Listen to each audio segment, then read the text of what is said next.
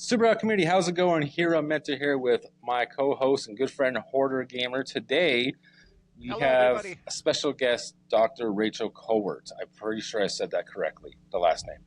You did. Even when I hear it, I still say it wrong sometimes. I don't understand. But how are you doing? I'm good. How are you doing? I am fantastic. Hoarder, how are you? I am doing quite well. Awesome. So we have you here today to talk a lot about mental health, gaming, and we have some really deep diving questions that we would like to get into because we're very interested in mental health and gaming.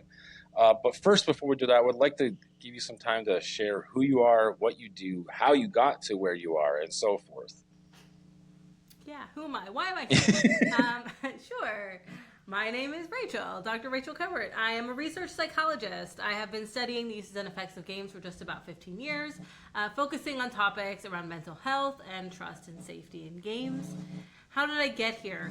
I went to school to be a therapist and then realized pretty early on I didn't want to actually be a therapist as my day-to-day job, but went through with the program anyway because I knew it would be interesting and valuable. And at the time, this was like peak EverQuest World of Warcraft era. And so I was seeing lots of parents with a lot of concerns about online games, and there wasn't any research to inform how I should respond to them. They're like, are my kids losing their social skills? Are my kids lonely? Are they going to have a hard time when they're adults? And I'm like, I don't know. There's no answer. And so that's when I went to get a research-based PhD, and that's kind of what spun my career into what it is today. Now, you mentioned that was back in the those game days. Were you a gamer at that point yourself? Yes. Okay. You know what? To be honest, my PhD was a little selfish because I was N-level rating World of Warcraft 50, 60 hours a week easy. And these parents are like, my kid plays so much World of Warcraft. And I was like, uh-oh. Like, should I be worried? Because that's also me. But, you know, turns out games are actually really great for a lot of good reasons. But, there's still a lot of concern and panic around them. Oh, 100%. Like, I remember when I was growing up in Hoarder, you may have the same sentiments. There was a lot of myths, like, don't sit in front of the TV too long, you'll go blind. Or don't play video games too long, you are damaging your brain cells. And I'm like, I've always been a very inquisitive child. I would always ask, like, well, why? Like, why is it burning my brain cells? Why is it hurting me? And I was just like, just because I told you so. That's all I was always told. Because there was no research. Like, parents didn't have, there was no knowledge, there was no research, there was no, like, evidence to say, actually, this is how it happens. So I'm actually glad that you were part of that, like, future, because it's benefited a lot of people. Now that I'm in my almost 40s and I see my kids gaming, I'm like, I have no concerns. Where when I was their age, my dad's like, well, you're playing too much. I'm like, I don't think I'm playing enough, to be honest with you. Like, I want to keep playing more. So when I was a kid, basically they had like the whole satanic panic and everything, like Dungeons and Dragons and all that, and that went even into like the freaking late 80s, early 90s. So yeah, that was pretty wild. And yeah, exactly. And it was the same panic when I was starting out as well. Yeah. It was just, I don't know, it was just a lot of misunderstanding, a lot of concern. Like, obviously I don't think parents had like the interest of controlling. It was more like protecting, like, well, we don't want you to hurt your eyesight or damage your brain or so forth. But since then, the topic of conversation for gaming has dramatically changed over the last, I'm going to say about 5 to 8 years. It's become extremely toxic in the sense that, I don't know if you've experienced it, if you watch game reviews or so forth, but a lot of the content now is focused on politics, focused on DEI, focused on all these other very common subjects. And I just want to know, like, what's your thoughts on that growth that we've had from when we talked about games in high school or junior high? It was always like how fun they were, but now the conversation seems to be political. Yeah, I think what we're talking about here is a pivot between like content and like gamer culture. When we were playing games, like I was telling the story the other day. Final Fantasy VI is my favorite game of all time. There's a part in the middle of the game where you get to the floating island and you either wait for Shadow, one of your compadres, to come back, or you jump off the island and you leave him there to die. Turns out, if you wait for him, he will come, but like there's a clock and it's really dramatic.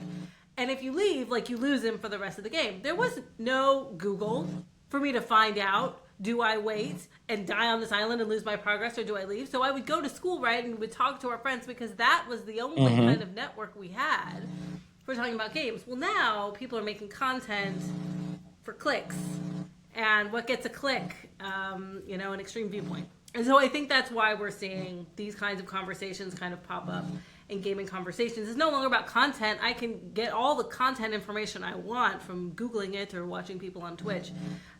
That's not going to get as many clicks as like some really exaggerated headline.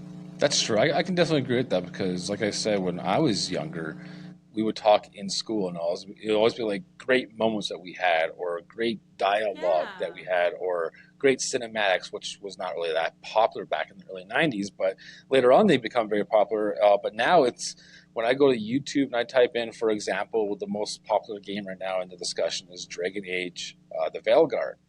That conversation is so... It's difficult to navigate through, where I'm like, I just want to hear how the gameplay is. That's all I want to hear. I want to hear. Yeah. But every time I click a video, it goes for about maybe a minute into the combat, and then immediately into the dialogue and the writing, and I'm like, okay, like it makes me very aware that journalism and gaming reviews have become very difficult to be like, you know what, I will buy this game. Do you struggle with that? Like, do you watch reviews at all? Yeah. I mean, I don't watch the videos on YouTube. I watch people live streaming actual gameplay because I'm curious in what the actual gameplay is. So I think that's actually a good piece of advice right there. Stream. That's a good piece of advice. Yeah.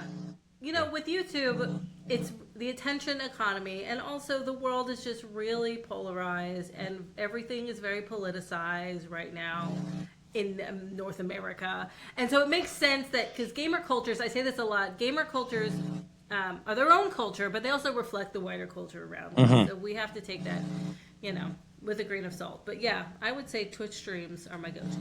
That makes sense. Yeah, like even with Star Wars Outlaws, when that came out, people found out that you were playing as Kay Vess, a lady, and people were freaking out like, woke, and it's just ridiculous, like the idea that like when Metroid came out and Samus took her helmet off, people would have been freaking out back then. No, that's not at all what happened. It is just like the most terrible voices are elevated and louder, but it's a small group of them, and it's very frustrating, Well, yeah, they're loud but small. You're right. Yes. And also the thing about the internet is everyone has this idea that their voice is equal.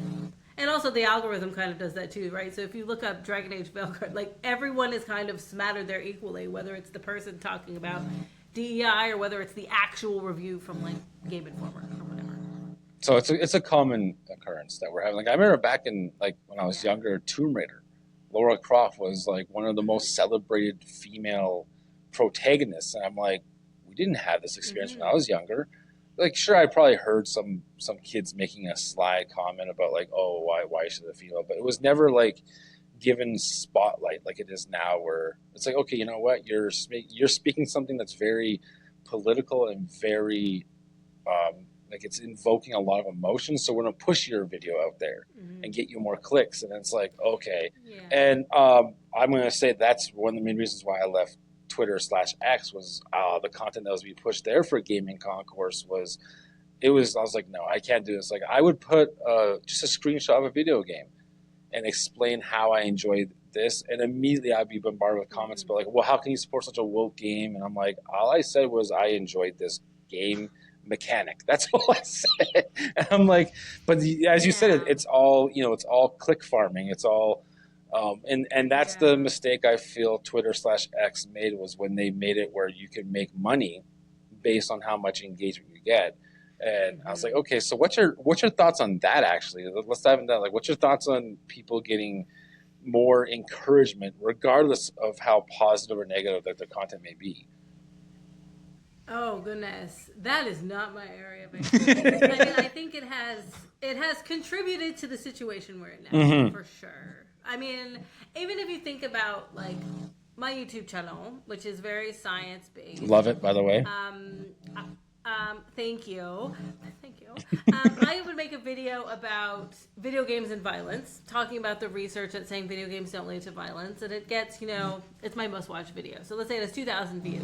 You make one video where it's like, oh, this game made me rage quit, and it's got 20,000 views, right? So, it prioritizes the more inflammatory, and I think it's also contributes to our problems of misinformation and 100% and polarization and all this stuff. So 100%. The next question. I don't have a solution. I don't think anyone does at this point. To be honest, we're all just like spitballing ideas of what we could think could work. For example, mine is the extreme. Just take it away. Just take away any payment for engagement. Like no, like we're done. That because that way it's fair across the board. No one gets paid. So I am very open about my struggle with gaming disorder that I had in my early teens to mid-teens and how I struggled with it and ways that I was able to overcome it. However, what are some signs of gaming disorder that you can share to families just to keep an eye out on? Gaming disorder is a tough question because there's no doubt that people can use games in a problematic way that negatively impacts their lives. Gaming disorder as a clinical diagnosable disorder has not been established in the research in a way that has like a solid evidence base that would justify it as being included as a separate disorder. I think if parents are concerned about the ways and the reasons in which their children are using digital games, you need to think about, is it negatively impacting all areas of their life? Physical, social, psychological, over a period of time. Okay, if that benchmark is met, okay, now we might have a problem. Because there's a difference between that and like, I'm playing 20 hours a day over spring break. Right? So first you have to establish, like, is there an actual long-term problem? And then you have to talk to a mental health professional. But you have to think about, what is it fulfilling? What role are games fulfilling? Is it giving them a sense of achievement and autonomy that they don't have in their day-to-day life? Is it their only source of social connection? And I think it's figuring out what the underlying motivation is that has led them to develop this maladaptive coping strategy, because that's where the treatment is. The treatment isn't in taking the games away. The treatment is figuring out what is driving that behavior. I agree 100%. For me, I was using games as an escape as opposed to a reward. So when I had the mindset of like, I cannot wait to get home and just play games all night and just escape the real world and not really confront my problems, I realized that later on, I was like, oh, wow, I didn't confront any of my problems. I was just using games as a distraction or as an escape. And gaming, I feel, is good as a distraction when it's moderated, but I wasn't moderating it. And my family was pretty aware. They're like, hey, you're playing too much. And I became so argumentative because I was like, please don't take this away from me. Like, this is really all I had. It's a coping strategy. I mean, there's a difference between distraction and avoidance. 100%, yes. You're in the avoidance. Yep.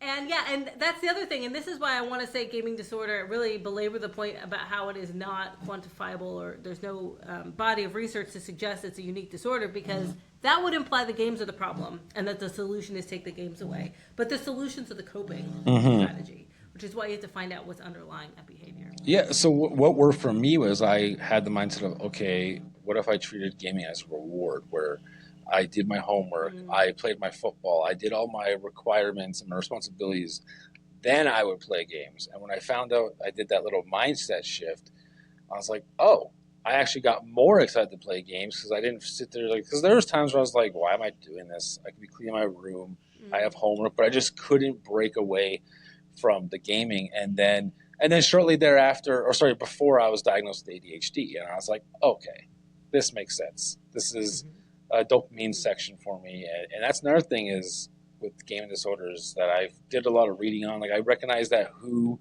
recognizes it now, but it's like a very 2-year window, I think it said, roughly. But like you said, it wasn't really clear cut. Like, as a parent, I was like, I didn't really learn anything from this. It's not. So... No, it's not. And also, the WHO, a lot of scholars have come out against that designation, saying we don't have the evidence base to suggest it. And it gives the wrong impression that, there's an easy solution to this complex problem. If you look at people who meet the criteria for gaming disorder, it's not consistent over time. There's a lot of challenges with the base of research. But certainly people are using it in ways that are causing problems in their life. And if that's the case, parents should be reaching out to mental health professionals for advice, but knowing that taking the game away as a short-term solution is probably not the best course of action. From personal experience, no. Like I would become very argumentative because to me it was like a personal attack. I was like, oh my goodness, this is like I'd always tell them like I'm not out there doing recreational drugs. I'm not drinking. I'm in the house safe playing games. And gaming back then was different on console. There was no online. So I guess I was missing on the social interaction aspect because I wasn't playing online with anybody. It was just me, myself in the basement, just playing games. And I can definitely understand how my parents were like, this may become a problem if we don't deal with it now. Mm-hmm. But then they hit the wall of how do we deal with it? Like, what are the steps we can take? Back then, there wasn't much going on. I was going to say. Yeah, like there wasn't anything about gaming. It was all just speculation and assumptions. But thankfully now, there is a lot of research that parents could like figure out which one is best for the child, or especially with mental health such as ADHD and autism. Like there's those sectors that have different responses with it. Like here I am 38 years old and I still game at least 4 hours a day because I love it. I can understand you probably wish you could play more than you probably do on a daily basis. Because I remember last time we spoke, you said that you wish you had more time to play. I play the games my children play. I've got to play some Astrobot. I've heard a lot. Astrobot is fantastic. I've heard a lot about Astrobot. So fun. But usually it's, we're big Sackboy, a lot of Sackboy still strong in Minecraft.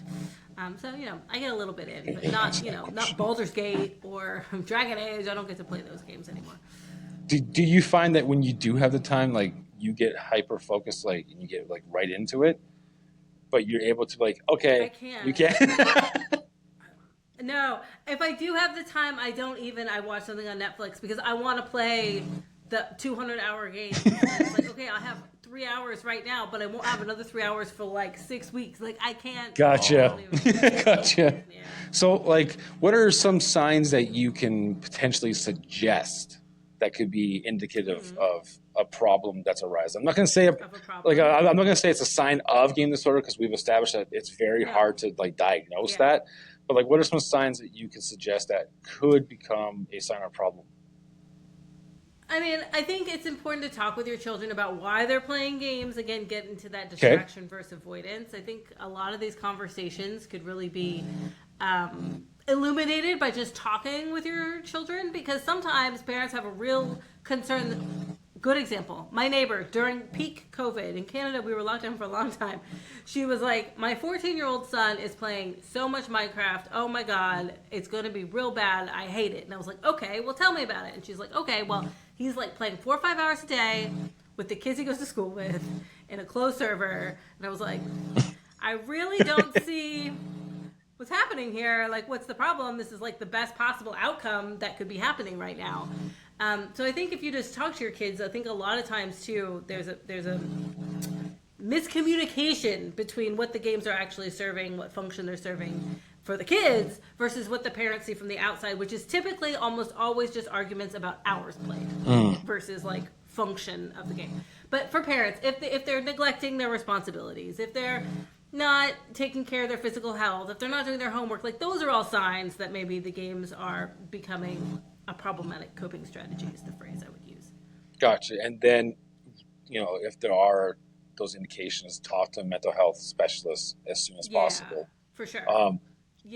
I understand that could be a waiting process, which here it is. Yes. Like when I got my kids involved with that, it was about a 10-month wait for both of them. So, there is that waiting period, but at least you get the ball going. And like I said, for me, that worked was just the internal shift of I want to reward myself with games as opposed to immediately going right to it. And it helped me dramatically because it was like I made the choice myself, right? And that's what I thought was really powerful was like I made this decision. So I felt because of that, I was more focused on seeing it through. But that's what worked for me. Hoarder, how about you? And you were older, sorry. Though. Yeah, I was like 13 to 16, 17 is when I really dealt with it. I mean, I really just think talking can alleviate a lot of problems. Right? like really just talking. And you know, the other thing too, I will let you talk, Porter. Sorry. The other thing I want to say too is that parents' concerns are usually about time and about indoor activities, and I think games are a really great space to have a jumping off point for outside activities if that's what you want to foster as a parent. So if they play a lot of FIFA, take them to a sports game. 100%. If they play a lot of fantasy games, take them to the Ren Fair. Like, there's definitely things you can be inspired by in these spaces. So, like, talk to them. But Okay. So actually, I had a question I wanted to ask because it ties in directly to what you just talked about. So have parents ever come to you with the issue looking at specific games like Fortnite, Roblox, and I'd say Fortnite and Roblox mostly, the alt-right, trying to like actually communicate with kids and trying to, because I've read about that phenomena. I didn't know if you heard about it or if parents have come to you with it. yeah, you know, the extremist exploitation of games is certainly something that is of interest to me and a lot of people. The last few years, it's gained a lot of attention. Parents have not directly come to me with those questions. Really, parents' questions are almost always about, my kid plays 5 hours of Fortnite a day, is this problem. It's really kind of what it is. But the radicalization of digital playgrounds, I just published a book earlier this year called The Radicalization of Digital Playgrounds, Awesome. is a growing concern. Not really one parents, I would say, have a touch point on. But one that certainly researchers have a touch point on, that counterterrorism experts have a touch point on, and that the industry is starting to understand and recognize and trying to think of, you know, how do we disrupt these networks. I'll definitely check that book out. So I saw you're incredibly prolific. You have done a whole mess of awesome looking books. So, and it was hard to keep track. So thank you for telling me about that specific one. Thank you. Yeah. No, it's a good one.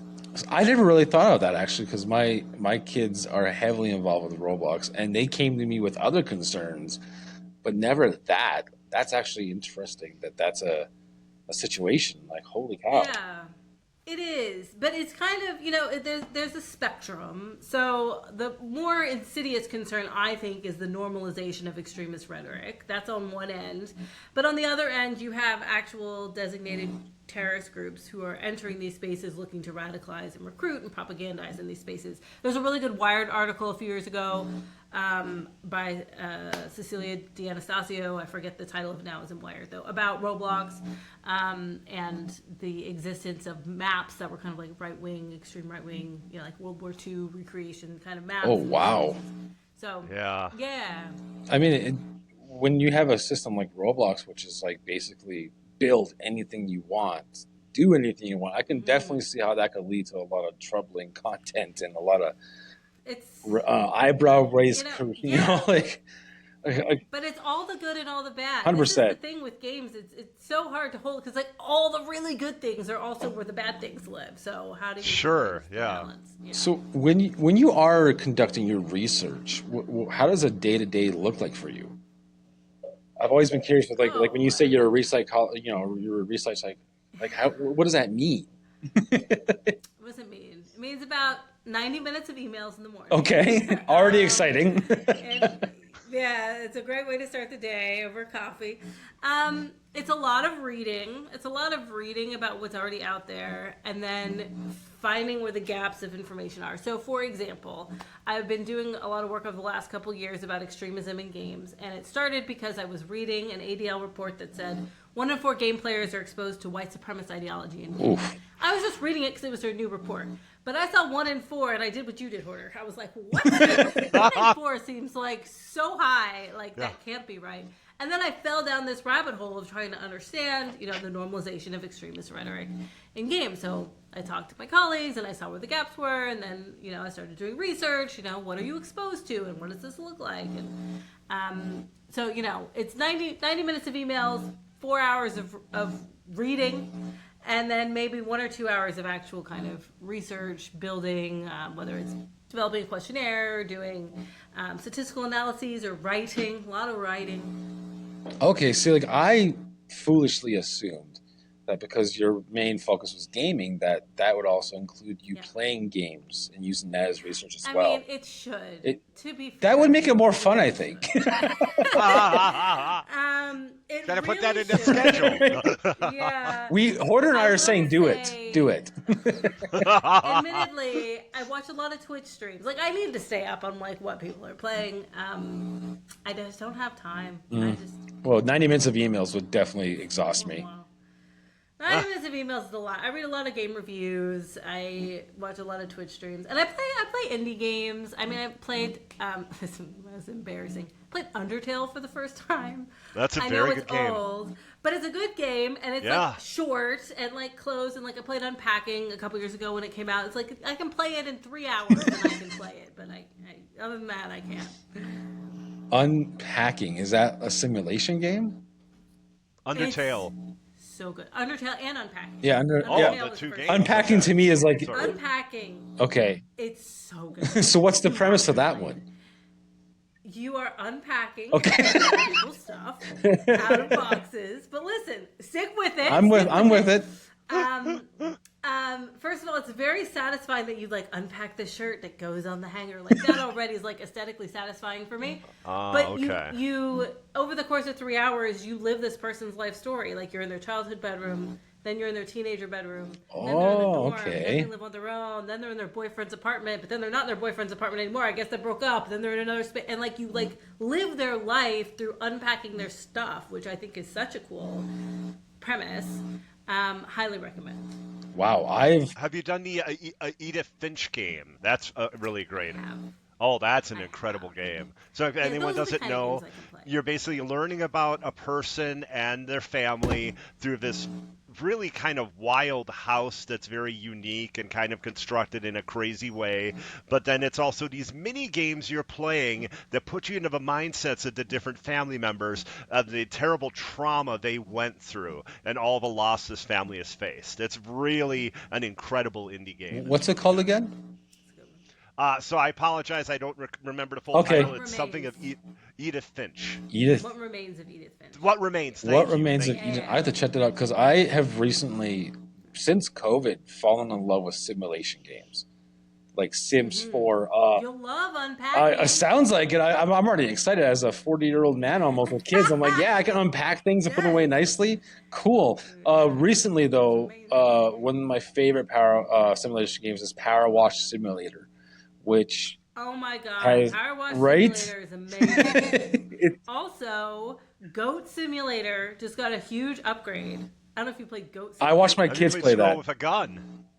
So good. Have I played what? Squirrel with a gun. So it's like Goat Simulator, but you're going against like government agents because you broke out of a lab. You're a special kind of lab squirrel, and you're running around with a gun. But it's very much like a more polished version of Goat Simulator.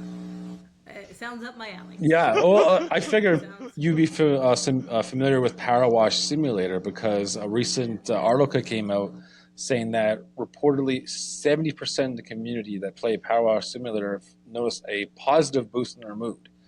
And I'm like, well, like it's like when I first saw it come for free on PlayStation Plus, I was like, this doesn't seem like fun to me. But I didn't realize how visually and how the sound quality is. Satisfying. And I remember I downloaded it, and my fiance, she was watching me play it, and now she's hooked on it. Like we get all the updates, and I'm like, it's such a relaxing game. Like you feel like you accomplished something at the end of it. It's very zen. But simulation games, I highly encourage for people of all ages. Like just give them a try. Unpacking, I'm writing that down right now. Because I'm at the age where that's exciting. I'm like, yeah, that sounds like fun. Yes, it is. Maybe I'll let my kids play and they can realize how to actually fold clothes and put things away properly. Wouldn't that be nice? Right? Now, speaking of games that are upcoming, there's one that me and a hoarder really wanted to hear your input on. You may have heard about it. It's Grand Theft Auto 6. A little indie game. It's an indie game. It's by like a single A publisher. It's bound to be a little bit successful, but we would a team of 5 people. We would love to hear what your expectations are in regards to how this may affect and influence the youth, because I know that Like I see it on TikTok. There's so many kids aged like 10 to 14 that are like GTA 6 is coming. I'm like, oh geez. Well, they shouldn't be playing it. Yeah. I agree with you. Yes. Yeah. Definitely not. Yeah. Definitely not. Not 10-year-olds. I have a 9-year-old, and definitely they're not gonna be playing it. We are. My husband and I love GTA. Mm-hmm. I've always loved GTA as a franchise. I'm very excited personally for GTA 6. I think we're gonna see the re-uptake of what you're talking about, Hoarder, the moral panic. Of course, every time a new GTA comes out, it's like, oh, the children. Well, the children aren't supposed to be playing Right. because this Yes. is for 18 and up. So yeah, I mean, media effects are very, very small. You know, in terms of content impacting the way we see and interact with the world, it can reinforce beliefs we already have, but it's not going to just like completely change our worldview because we experienced one piece of media. So I'm not too concerned about that. We will, I'm sure, see a lot of moral panic type headlines about this game as the fall of society. But I think there's a lot of other more powerful things that are, you know, could be pinpointed for the fall of society than. I agree.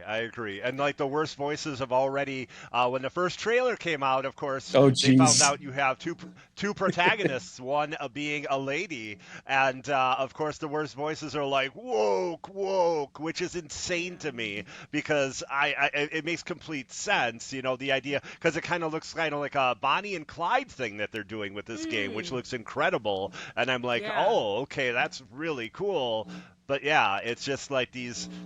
Yeah, I don't know. The It's grifters, I guess.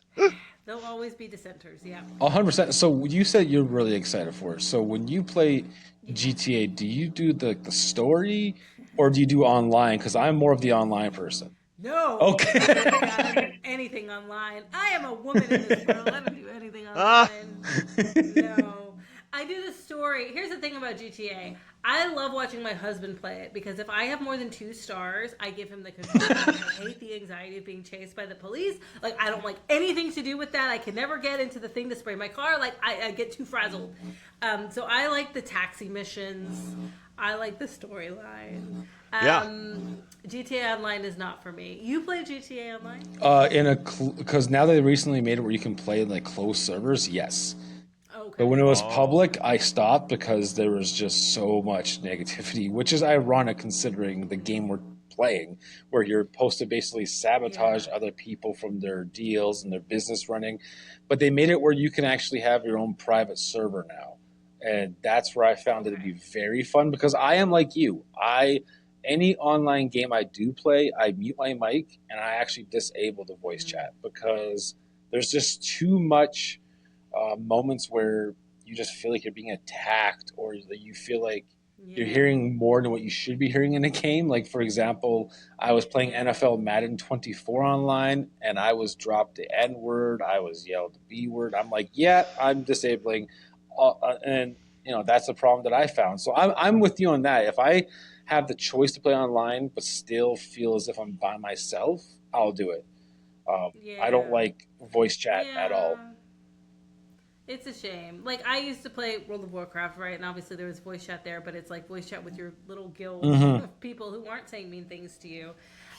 Especially in an open world of a new environment, it makes it really hard for new players to come in. Like, if I wanted to play, I don't even know what a good example. Fortnite. I'm terrible at FPS games. Like, I think that Fortnite actually generally has a reputation of being a pretty welcoming place. But like, I would be scared to play because I'm new, thinking that I'm going to get hate and harassed or bad names said to me because I suck at the game. So yeah, I just stay offline. Just play it safe, right? I played Don't engage.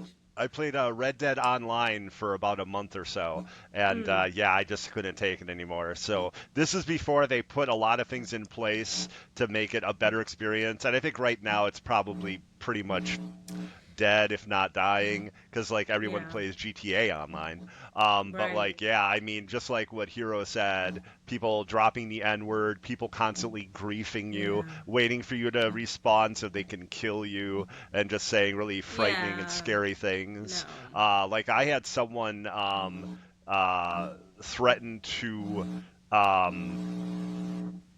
sexually assault me when I was playing was it Fallout 76, like right when it came out, And I mean, I'm not like some 90-pound person or something, but like I was still like Jeez. terrified, and I was like, Yeah. yeah, I'm done here. And then I read that there were people that thinking that they were back in that time period with the same racial issues and things like that, and being very racist and awful. And I was like, God, this is a bad situation. So like I stream, Yeah. and if I do an online game, I do it without comms as much as I can because I don't Yeah. want some idiot to come in there and say terrible, insane things. Yeah. It's really hard. I mean, I think the state we're in now with games is pretty bad. I will say, I think that we are turning a point. I think that companies are starting to understand. We see Activision, for instance, they've been making huge strides in their voice Yes. moderation. They partnered with Yes. Modulate, right? They changed their terms of service recently, their code of conduct, which was really great. So I'm hopeful that the future, like that we've peaked in terms of badness, hopefully, because I think that the industry is really now starting to innovate and understand that like having safe communication is critical to enjoying. 100%. Well, and it's a good point because when you play a game, like when I play a game, I want to decompress. I want to just relax and chill. And I love online games. I don't feel comfortable with voice chat. And it's frustrating because ideally the game itself is trying to promote inclusion. It's trying to promote, join. Like I love PvE, player versus environment. That's my favorite online game. I try to avoid PvP, but Fortnite has like this. It has a grip on me. Like I don't know what it is with Fortnite. I will install it. I It will like looks it's fun. so much And it's fun, not especially fun. with being able to Yeah, use it looks weapons fun. as Thor or using as Iron Man. Yeah. Like it has so much creative Yeah. input. But I have a Yeah. question that me and Hoarder came up together that I don't know Yeah. if you'll have as much of an answer we would like you to have, but I'm going to ask you anyway. What are your Sure. thoughts on the toxicity that gamers have towards voice actors? For example, Oh, I yeah, so know. I'll give you an example. Laura Bailey, who voiced Abby in Last of Us Mhm. 2, she was faced with so much negativity and toxicity to the point that her son at the time, I believe was 2, was receiving death threats. And it's progressively Yeah. gotten worse. For example, the Last of Us season 2 TV series, they actually hired more security for the actress playing Abby in preparation of her receiving death threats and hate. So Caitlin Dever, I that's it. believe is Thank her you. name. That's her name. That's why Hoarder's here. I'm bad with names. So what's your thoughts on that situation? See how I said what's your thoughts, not what's your professional opinion or whatever. What's your I'm with Yes, thoughts? you. yeah. What's your My personal thoughts? personal thoughts. It's awful. It's driven, I think, by this idea with games. Gaming communities have always felt that they have ownership over the product more than other people. Like, I can't imagine fans being like, I hate the way you cut that movie, go back and recut the movie, right? Like, people don't do it towards movies so much unless it's the Zack Snyder cut of the Justice League. That's different. But gaming communities have always felt an ownership. So that's like the first thing that I think is driving this. Like, I don't like it, or I don't like what you did, or even just the way Abby looked, right? People didn't like that. And then you have a parasocial relationship. Laura Bailey, right? She's already known. People often feel like they know people who are celebrities, even though you don't really know them. And so that kind of opens the door. And then you have the online disinhibition effects, where people online say awful, horrible, crappy things, and they think it's not going to come back to them. All of that makes a concoction for really awful things. And the soapbox I've been on recently, and falls under that, this phrase that online and offline are a false dichotomy. People think they're separate. Like, these death threats are awful and horrible and certainly impacting the mental health of these voice actors. Whereas I think a lot of times the people who are spewing the hate aren't thinking about that. They think they're just talking to the internet and like it doesn't really matter and there aren't really any consequences, or if they don't really care, they're like detached from it. But that's not the case. We see short and long-term mental distress, PTSD symptomology, even from the most extreme cases of online harassment. So I think a lot of things fuel people's idea that it's an accepted thing that they can do in this space. And then there's also misconceptions that like what they're doing isn't causing real harm when it is causing real harm. And also it's just awful. Yeah, I can agree because that is actually the mindset with gaming as well, where I hear all the time, if you can't handle the abuse, don't play games. And I'm like, what? That's not what it's I'm supposed like, to be. what? I'm like, what? I don't think you understand. I'm like, that is like, why should I have to be like, okay, I'm going to prepare myself mentally. I should not have to do a meditation period before I play an online game and during Yeah. on like I should not be like, okay, how do I deal with what's coming to me?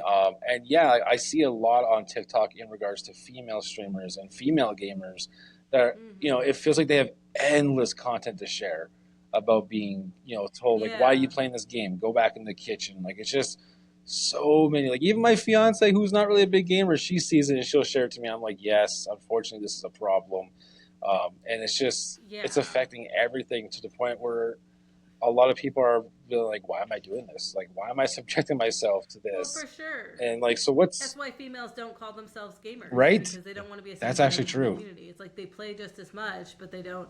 Yeah, well, when I started that work looking at extremism in games, I looked at the saturation of exposure to extremist rhetoric, and misogyny is number one. It's like 95% of people are seeing it in games. So it doesn't surprise me that they have endless amounts of content because they're just being given endless amounts of content.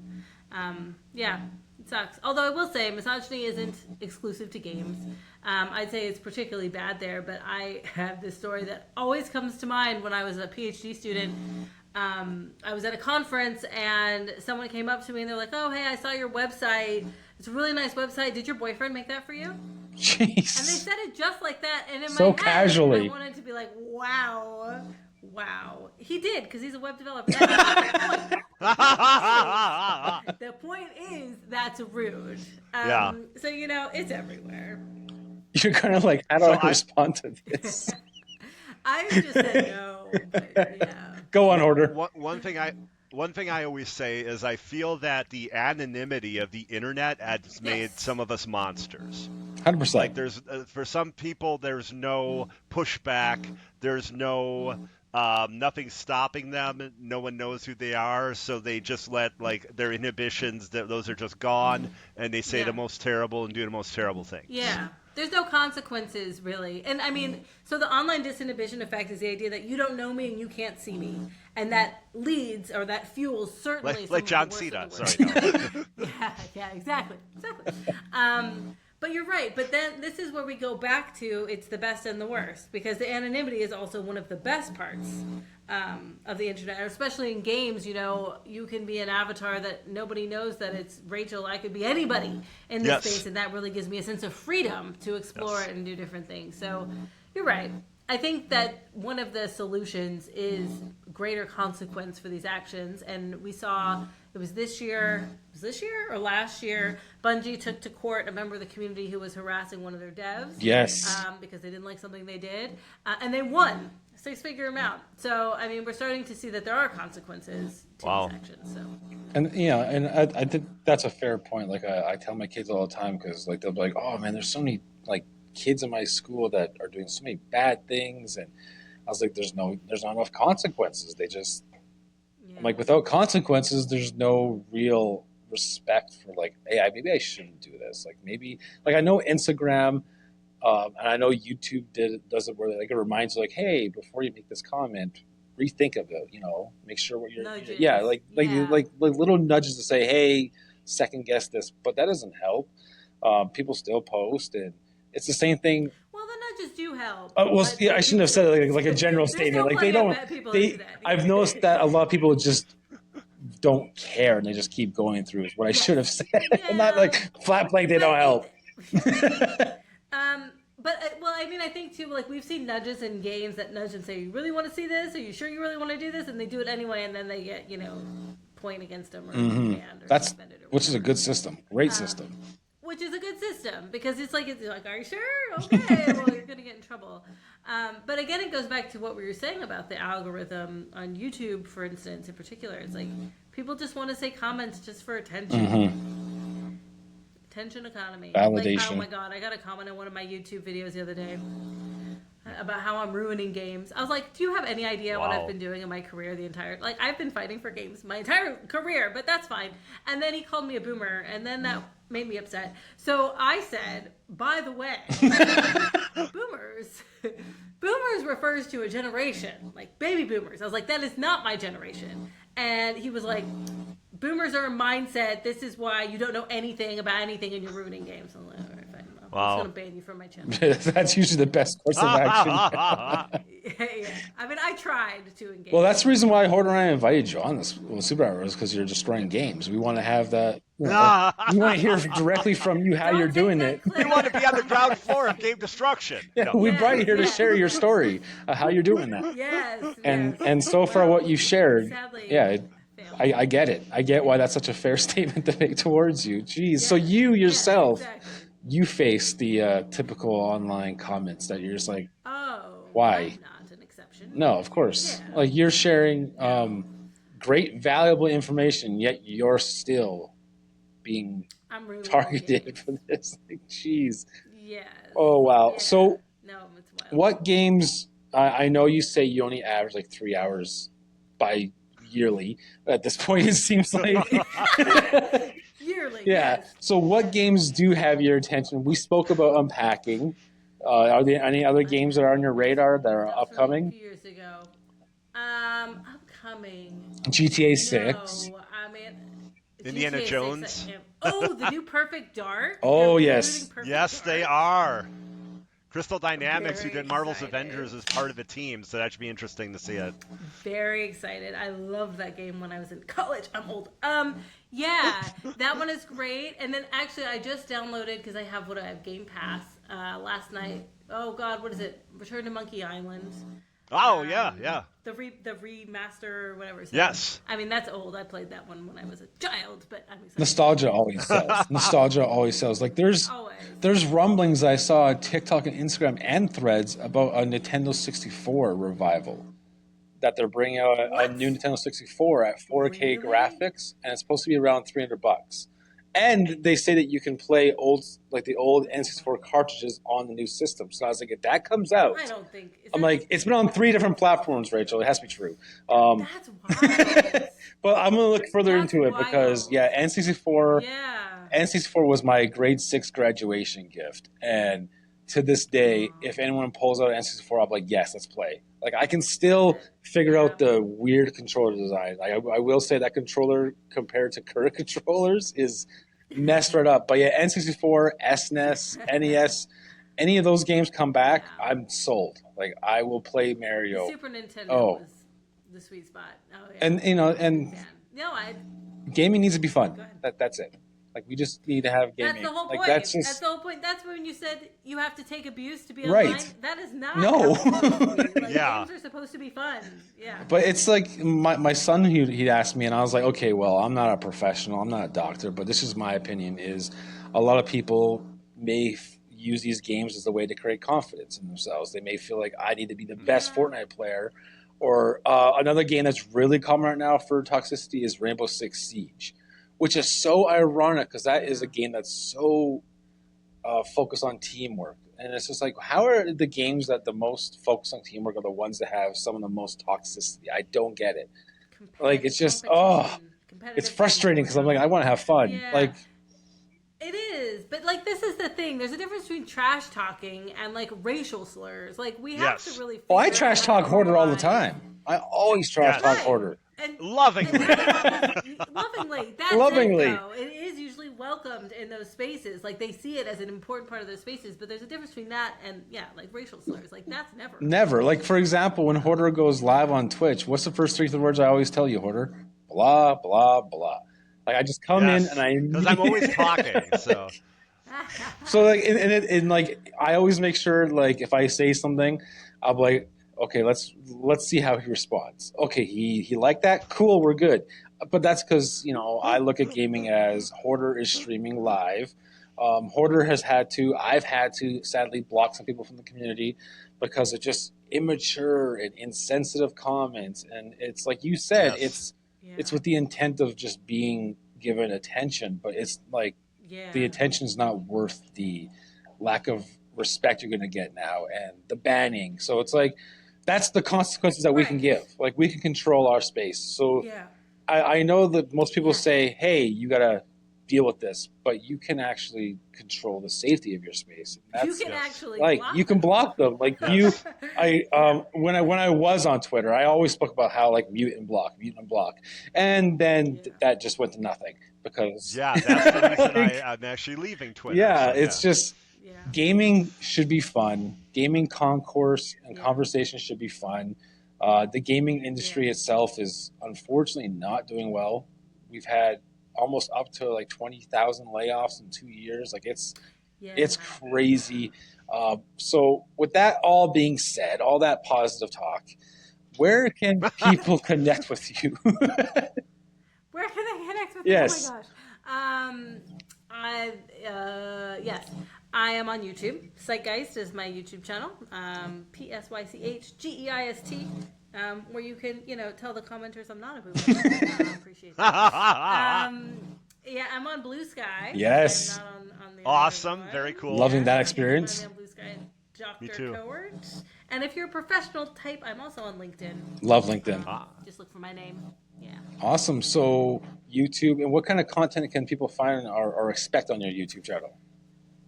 On YouTube, I do I wouldn't say short form, but they're between like 8 and 12 minutes about topics around the science of games. Gotcha. So like okay. Games and violence or games and social community or those sorts of things. And you mentioned books. Where can people find those? Yes. I have a website. It's rkowert.com, and there's a whole tab for books, and there's a whole bunch of them. But I will say, a lot of them, the content you can find freely, like open access, like PDFs and that sort of thing. Nice. Okay, so you are very approachable in a way. Like you can find your YouTube videos, you can find your books. Now you said you watch a lot of Twitch streams, but you yourself don't stream, correct? I do not. Okay. I don't like producing live content. Gotcha. I feel like there's too much pressure. I prefer edited content. I was about to ask. I like being on podcasts, but So I was about to ask. I was surprised that you didn't do like a long play of a game and then talk about your field of expertise at the same time. So that's why I was wondering. Yeah. Unpacking. There are actually unpacking. I have a video about playing. Oh, do you? Okay. I do. And I played a few games on my YouTube channel. The 2 Point Hospital. There's a video on that too. That one, I've heard of that. I have not played that, but I've heard of it. Oh, it's so fun. You can watch my video. I do horrible impressions because I couldn't get the sound to work. And so I was like doing the voices. Power of adaptation right there. Yeah. So do you, I also saw on LinkedIn that you do a lot of public speaking. Do you have anything upcoming that you can talk about in regards to that? None for the rest of the year, which is great because I had a lot this year. I will be at DICE in February, which is in Las Vegas, which is a gaming conference. And then hopefully I will also be at TrustCon next year, which is a trust and safety conference that happens in San Francisco. But for now, I'm resting. I mean, I'm speaking every day on YouTube and on beautiful podcasts like this, but I'll be at home for the rest of the year. And, based on what you said, 90 minutes of emails and 4 hours of talking, like you need that rest. Like you don't need all that travel time as well. I do. Well, I do. Thank you. Hoarder, do you have any further questions? Super quick. Yes. Super quick pointed question. So, your pop culture series, I know you have Stranger Things and Witcher. Do you have anything coming up that you can talk about or nothing you can talk about right now? I don't know anything about that. Hoarder, thank you for bringing that up. I have a series of books called The Zeitgeist of Pop Culture, which celebrates icons of pop culture through a psychology lens. The Witcher was the first one. I have The Witcher, Mandalorian, Bluey, Umbrella Academy, and Stranger Things. And next month, we will have the Zeitgeist of Pop Culture, Taylor Swift. Oh, wait. Okay, wow. I did see that on LinkedIn, but I didn't know what it was about. Very interesting. Okay. Wow. Yes. That's a good conversation. Excited. And then in Q1 of next year, we will have one on Dragon Age and one on Destiny. Oh, I was wondering about a Dragon Age one. Interesting. Yeah. That's a good topic. Well, we had to postpone it to try to get some Veilguard content in there. I was like, wait, we can't publish it yet. We gotta find. I'll hope for a Grand Theft Auto one, but I won't, say.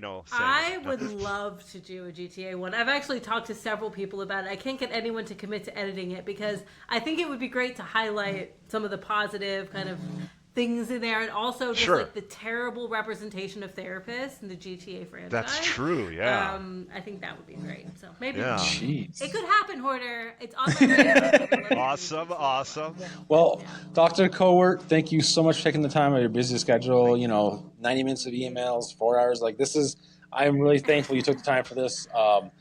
We would definitely love to have you on again in 6 months to a year, because come then there's going to be some new games coming out. So if you're up to it, I will definitely stay in contact with you. But once again, thank you so much for the time, for sharing your expertise and your information. Hoarder, do you have anything to say before we leave? No, I'm good. Awesome. Thank you very much for being here. Thank you so much, Dr. Kowert. Have a great day. Get some Timmies. Thank you. Yeah. Bye. Bye, everybody.